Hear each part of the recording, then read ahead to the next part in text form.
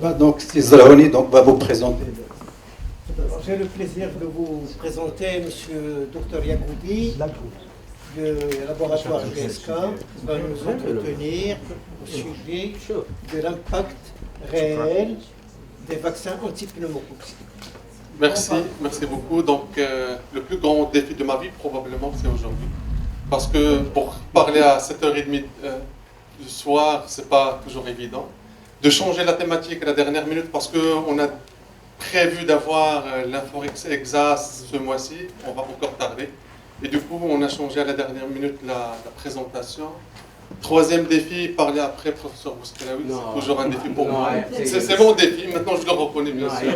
Effectivement, quatrième défi, c'est parce que sur le programme c'était 30 minutes, je vais parler 15 minutes. Donc je vais partir directement vers les informations les plus importantes, mais avant tout ça, parce qu'on a parlé de vaccin de la grippe, on a parlé de l'hexavalent, ce qui nous pénalise pour l'instant pour ne pas avoir, et c'est bien de parler de la disponibilité des vaccins.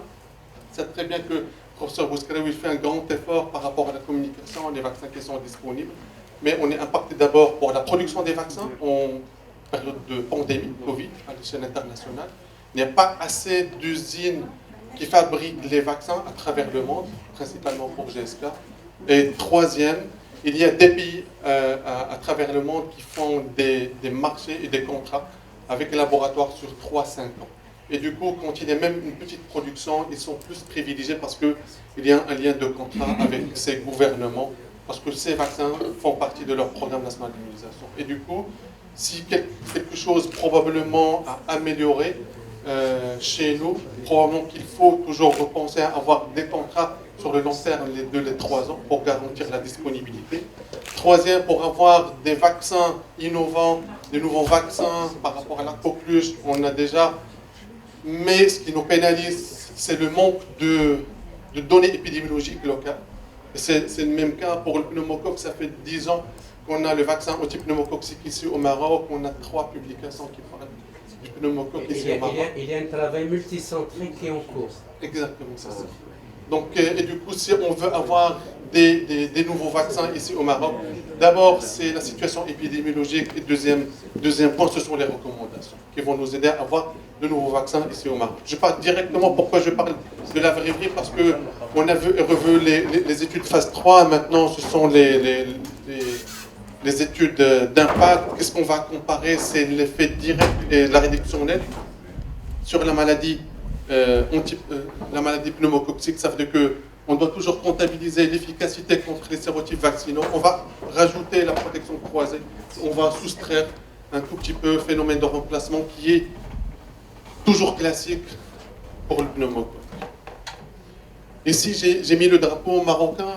On a la chance d'avoir ces 3 publications. En attendant la 4e publication qui est multicentrique pour toujours mettre à jour les données épidémiologiques locales et pour bien sûr adapter notre stratégie vaccinale.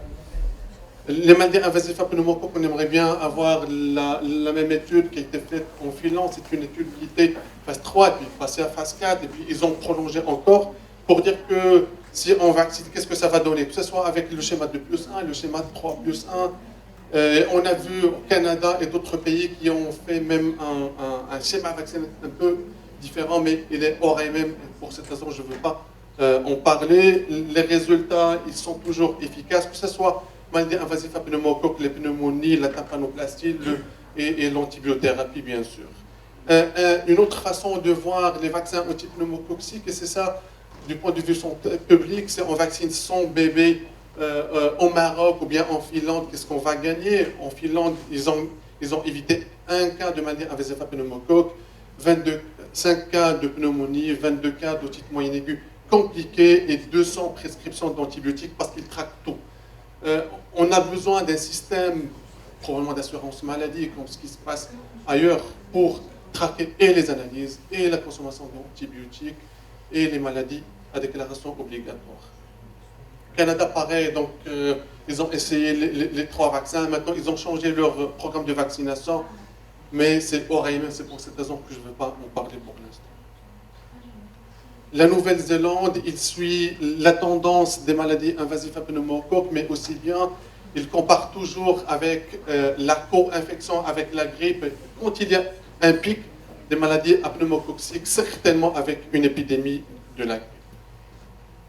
Au Maroc, j'ai parlé bien sûr de cette publication de l'année dernière, 2020, qui a évalué l'impact de Synflorix sur la mortalité due à une cause qui est respiratoire. C'était une réduction de 30% qui est très honorable, bien sûr, dans notre pays. L'autre qui était faite et collaboré avec le professeur Bouskalaoui qui parlait de la réduction du portage nasopharyngé, presque 90%. Et c'est bien de surveiller maintenant ce qui manque. Probablement, c'est la consommation des antibiotiques. On n'a pas un moyen pour le dire que en introduisant un vaccin antipneumococcique, combien on a réduit la consommation des antibiotiques, et aussi bien l'antibiorésistance, c'est encore prématuré pour le conclure. Mais avant de passer, probablement que je vais passer rapidement 2-3 slides, il y a une grande opportunité, je le dis maintenant, pour les personnes qui sont intéressées de faire une étude épidémiologique ou bien pharmaco-économique.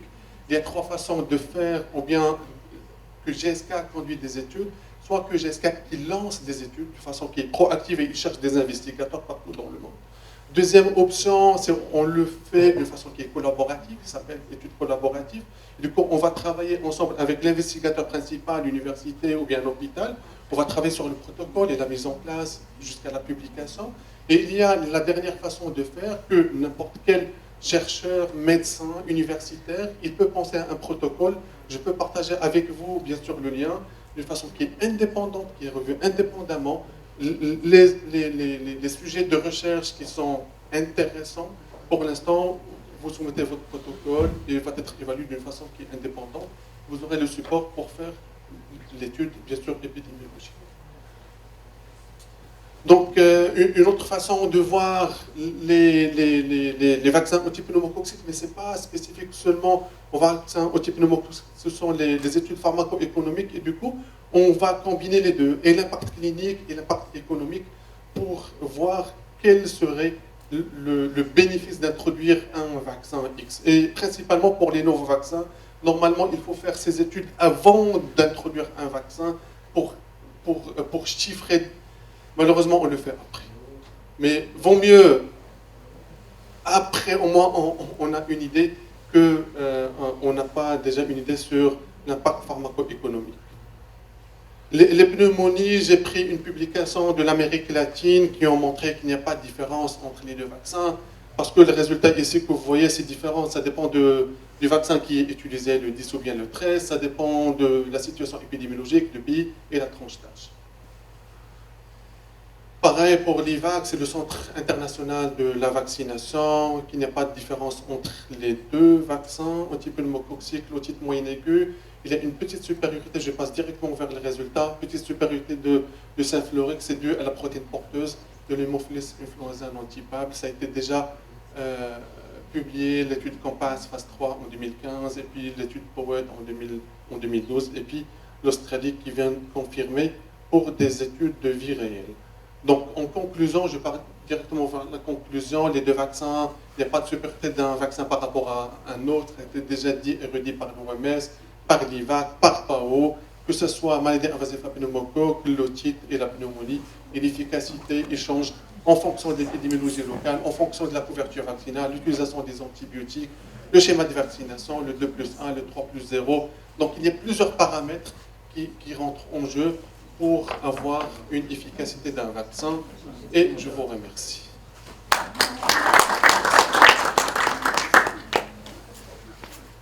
ne sais pas si vous avez des commentaires, des questions, pas spécialement sur la présentation, mais...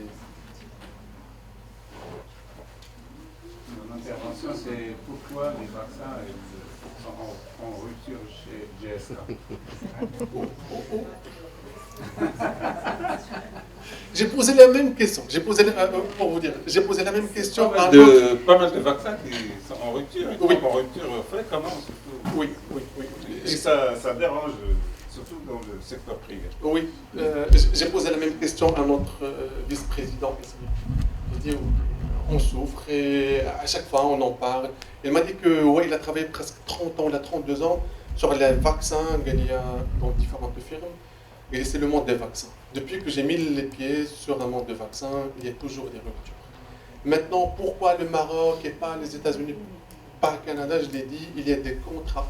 D'abord entre les gouvernements et les producteurs de vaccins.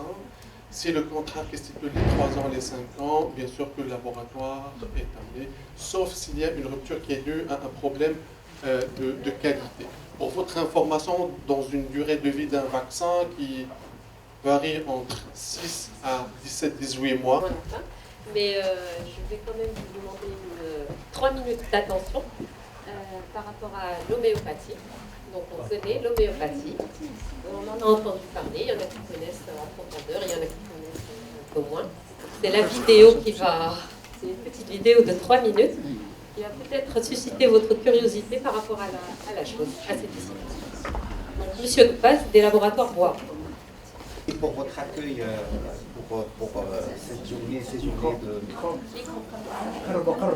ces journées fantastiques que j'ai vécues avec les pédiatres. Et je me présente Mohamed Bass, responsable du développement homéopathique au Maroc depuis 2003. Et cette expérience m'invite aujourd'hui à venir échanger avec vous pendant 3 minutes justement.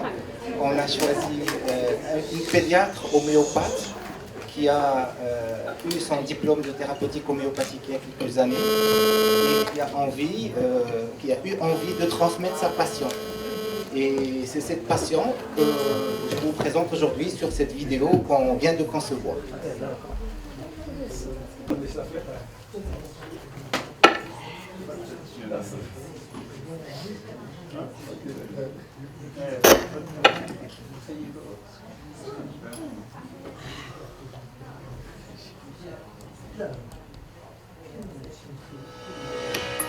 Pouvez-vous nous présenter en quelques mots l'homéopathie? Oui, alors l'homéopathie, c'est une méthode thérapeutique qui utilise des ressources naturelles en vue de retrouver un équilibre dans l'organisme et d'améliorer son état de santé. Quelle est la motivation qui vous a incité à découvrir l'homéopathie? Alors, je recherchais une nouvelle manière naturelle et non nocive pour traiter mes patients. Je me sentais frustrée, parfois impuissante, devant certaines pathologies récurrentes nécessitant souvent les mêmes thérapeutiques. En tant que lauréate, comment vous avez vécu votre parcours universitaire? Mon parcours universitaire était très intéressant. J'ai pu pratiquer à travers les différents modules ce que j'ai appris et petit à petit, j'ai pu me familiariser avec l'homéopathie. La formation était riche et son timing de 2 ans s'adaptait parfaitement à mon rythme. Comment vous déployez les ressources de l'homéopathie dans votre pratique quotidienne? Alors, dans ma pratique quotidienne, j'utilise l'homéopathie en aigu pour traiter certaines pathologies chez l'enfant, en chronique grâce au traitement de terrain qui permet aux patients de mieux réagir par rapport aux maladies récurrentes et de retrouver un certain équilibre, et en préventif en accompagnant les vaccinations et en anticipant les réactions de l'organisme. L'homéopathie m'a permis d'apprendre à mieux connaître mes patients, à les observer, car au-delà de la thérapeutique, la démarche homéopathique est une démarche très humaine et intégrative qui prend en compte l'enfant dans sa globalité. Qu'est-ce qui vous a passionné le plus en homéopathie?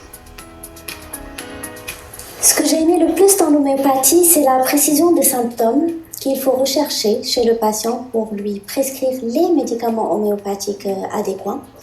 Et ce qui a fait de moi une clinicienne plus passionnée. Voilà.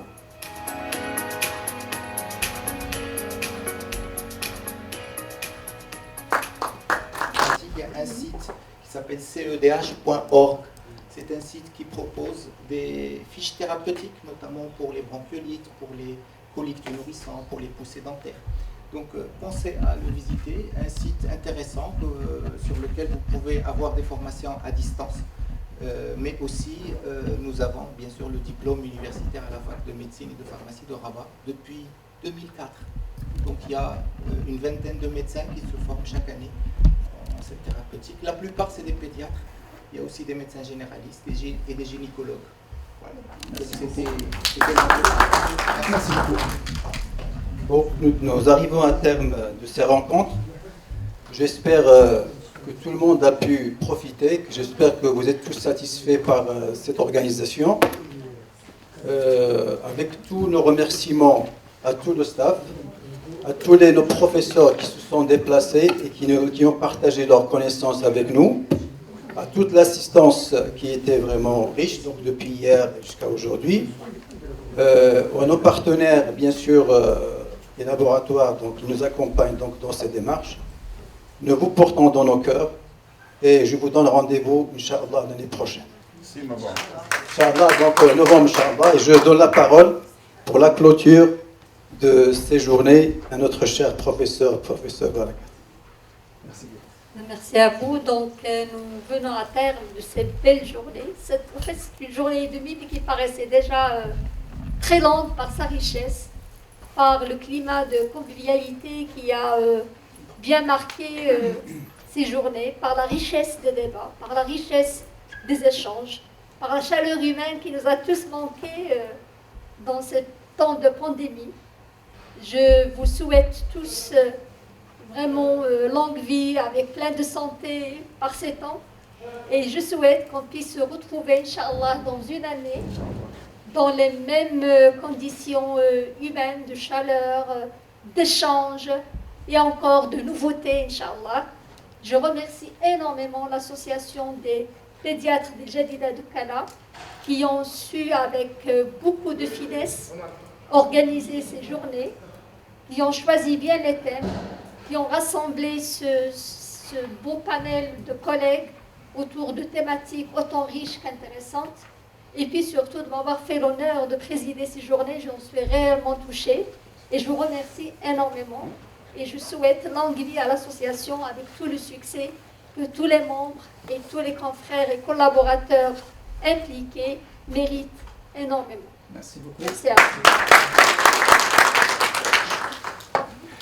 Donc, on va se rencontrer là.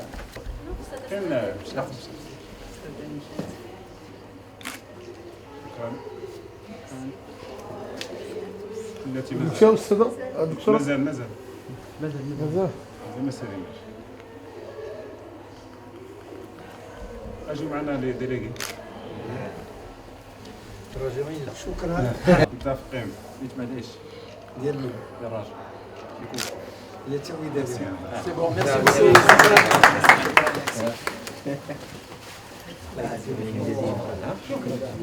ميرسي شكرا حيتها